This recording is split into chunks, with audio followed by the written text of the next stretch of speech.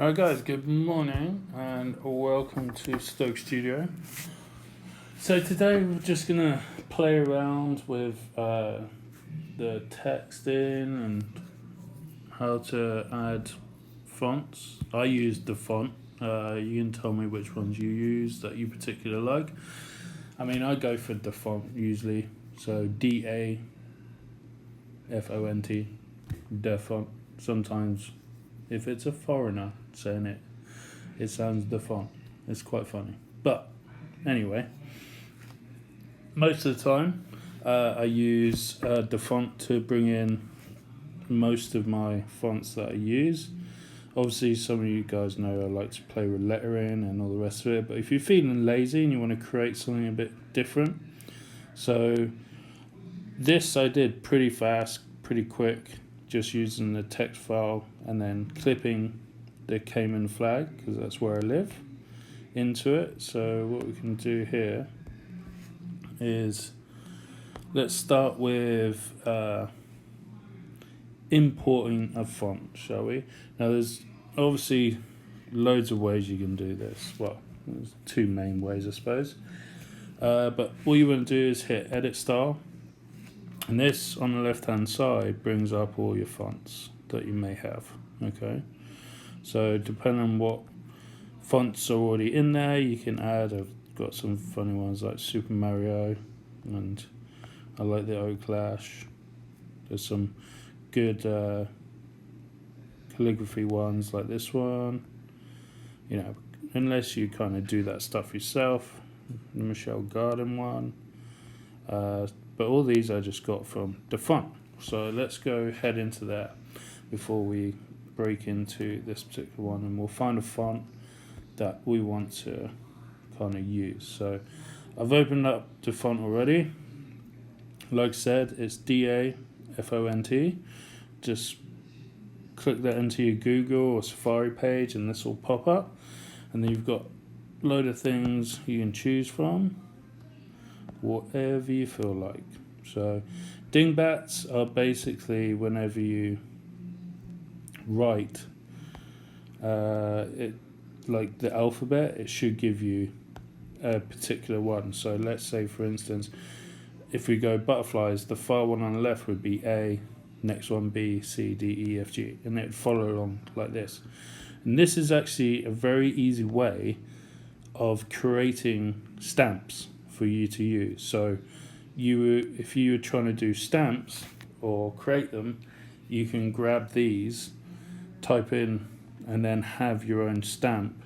You know, you could change it a little bit if you want, because obviously these people have created these, you know. But if you wanted like something to play around with instead of drawing it, then you could go through these, find some stamps. If you're into dinosaurs for the kids, you know, there's some cool ones there. Underwater, whatever it might be, you can just have the stamp ready for you to use. Or you only like one of the butterflies from that particular section, you can put it into your stamp collection basically. So that's kind of one of the ones I kind of use now and again. Then we've got holiday ones. So what's the next holiday coming up? Closest one probably Halloween. Yeah. So they've got some cool different ones. So let's just grab one from here, shall we? Pumpkin King.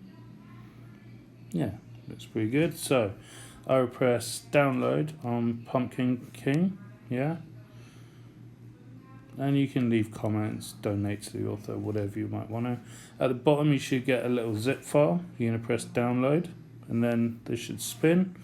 Now I usually go open in, save the files, and then I have already open is Procreate, fonts, and then I just press save. Yeah. So we'll do that again. So once it's zipped the file and it's downloaded, open in, save to files. That'll open up Procreate, and then you can put it in the Procreate folder, and this will be the easiest way of doing it.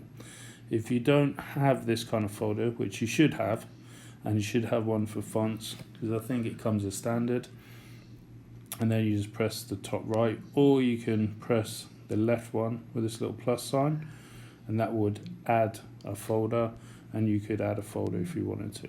Okay, but we've saved it, so we know what we're doing here. Okay, so you're going to click out of there, and you go straight into Procreate.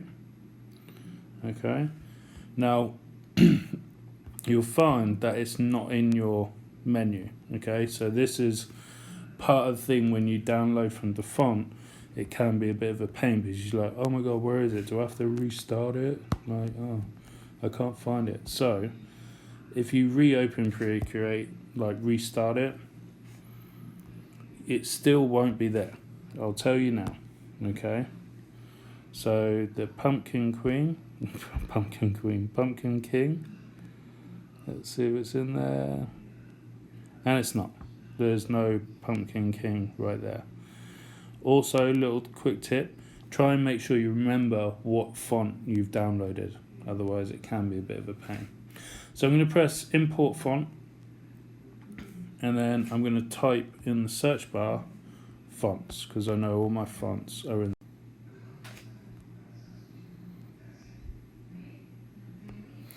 Alright guys, so from this area we're going to go to fonts, yeah, because that's where all my fonts are, and then we're going to scroll down to Pumpkin King, and you can see here it's zipped, so I can't open it. So with this particular way of doing it, I need to come out of Procreate and go into my files, which is this folder down on the bottom here on your taskbar next to the Facebook. Press on files, and then I'm going to go back in, and I can now press on the zip file. Okay, that will open up the folder, and I'll press folder. Now there are 4 different styles. Italic, TIFF is the one that you want. Okay, so I'll press Pumpkin King TIFF right here, or we can press, we'll come back and press this one in a second. So now Pumpkin King is right there. Okay, so if we want to import the other one again, I can do that now because the folder is available. Okay, so if I want the italic, you can just press on that, and that will bring in the pumpkin italic one as well. Okay, the problem I had just a minute ago is that because you're bringing in a zip file, you can't just import the file from here, yeah, when it brings you to this particular area, because these zip files, you can only open it up to get into the folder by actually unzipping it in the files. Okay, so we'll do another one, just make it a bit easier for you to follow. So let's have this load up. Let's try a different one this time. Let's do some calligraphy, shall we? So something for school. Just pick any of these. And believe me, you can get lost in here. You could do this for days. Next page, flicking through. So we'll just go with the top one, shall we? Alright, so we download. So Little Days is the one I'm downloading. Get a little bar at the bottom, press download. Open in, save to files, and then obviously it opens up in my fonts. Save it, we're good. Come out of there. Now remember, you need to go to your file icon first before you go into Procreate, because you need to unzip the file. So press Files. Because I was already in there, it should give me straight away. We're looking for, what was it, Little Days? God, I've forgotten already. Started with now. I know that much. There we go, Little Days. Unzip. So from here, you could actually go into Procreate and then just import, or you could just open up the file, make sure it's the TFF, okay, press on it, and it will load it straight into Procreate. Okay, then you could, go from here and add the other 3 if you wanted to. Okay, so you would just go to the wrench, add text, edit text. Little Days should be in here now. Going the wrong way.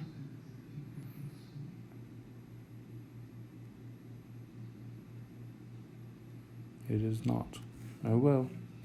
Then we can do this. If it doesn't show up, even though it did say imported, import font, Little Days. Oh, it's on a Little Daisy now.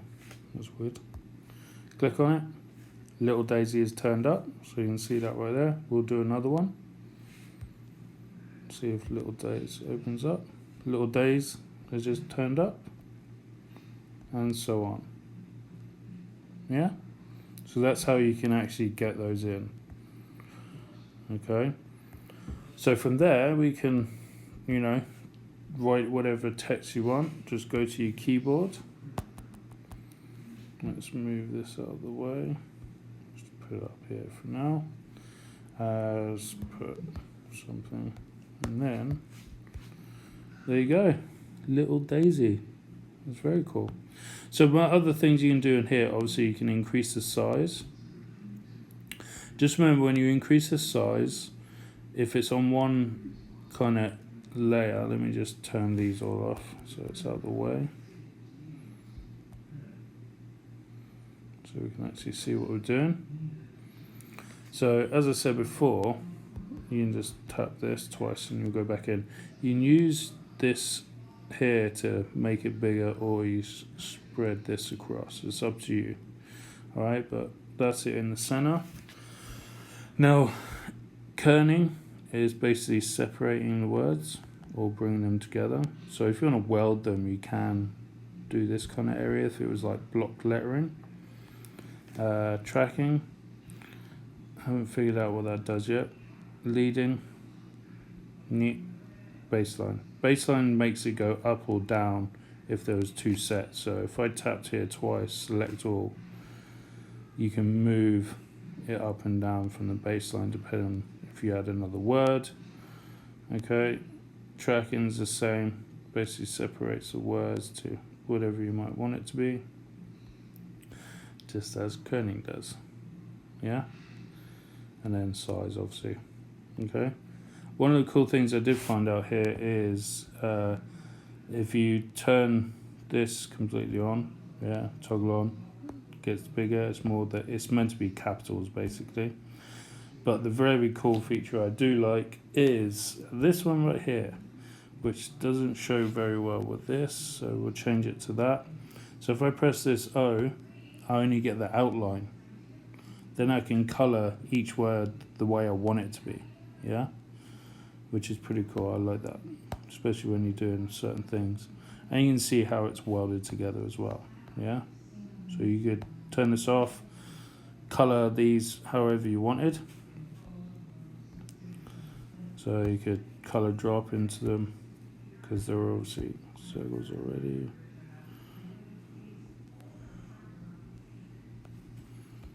Make it a bit brighter, you might be able to see it. There you go. And there you can color each one how you want it. Completely up to you, which is pretty cool, I think. So that is that, and then obviously you got left, right, and all the rest of it, however you want. But that's import font. So quickly, we shall, just for fun, let's do a new layer. Can undo this from click and mouse. So just so you guys can see it, let's turn this on. Just delete all these layers because I was just playing around, but gives you an idea. So hopefully it's kind of, like I said, I always go from the font, import it. If you got any questions about that particular thing, just leave me a comment or whatever you want to do, and then we can go through it together. Like, I'm learning as well, so this is kind of perfect time for it. So this was pretty cool, but I'm going to change the lettering. So let's go to add text, edit text, and put it back in the middle. Let's choose, I was about to choose, what's it? It was G Groza. This one. Okay. So I'm just going to make this a bit bigger. So one of the big words or sayings in Cayman is Cayman kind, especially. It goes pretty well with what's happening right now. So we can just leave it purple, doesn't really matter what color it is. Cayman. Just got to make that bigger so it all fits. Edit style again. You can make the actual thing bigger by going selection and then dragging. Whatever you want to do, it's up to you. So let's try and get this like full page now. And then I'm going to add another layer, but add another text, and then I'm going to write kind. Keyboard. And then use this. Stretch it out. Let's move this up a bit. It's kind of hurried this one, but you'll get the general gist. So what I'm going to do here is I'm going to put the Cayman flag into the word here, so it shows through, so it's like a image through it. So all you do is obviously go to Google, type in whatever your flag is, country, import the photo, which you can do by using the wrench and pressing insert photo, and it will put it on a new layer. So already done that. So you're going to turn it on, it's going to be over the top of it. Okay, now you just want to position it kind of best you can. If you can't see it, obviously just turn the opacity down. Yeah, and then kind of put it where you feel it's going to give you the best kind of stuff going on. If it doesn't fit all the way, okay, so you can see there's purple on this top left hand side. One way of doing it is actually just draw into it in a second. So I can extend this a little bit, but just for now, let's make it a little bit bigger because that gives you the feel of what it should look like. And then we can turn your opacity back up. Now for the cool thing. So now you've got your two layers below. You don't need this layer. You can turn your background color whatever you want, but for now, so you've got your two layers underneath. You got your flag on top, and all you're going to do is press clipping mask. And the one thing I forgot to do was actually making sure that your two layers are connected. Okay, so I suppose we could try. We just have to pinch them together, I'm afraid. So that has to be on one layer for the clipping mask, unless someone corrects me. And then obviously the cool part goes inside. So now you can see you've got the Cayman kind, but the map or flag is inside it. So you can see there's parts of the actual flag showing through. So a good way of doing it is just, if I had the right pen, is to go in on that layer, and obviously because you're in the clipping mask layer, you won't go over the edge, but just make sure when you do this that kind of making sure you're careful not to go over the lines of like the red and blue. I think this one should be pretty easy. It's just that. Colour that bad boy in. And that's it.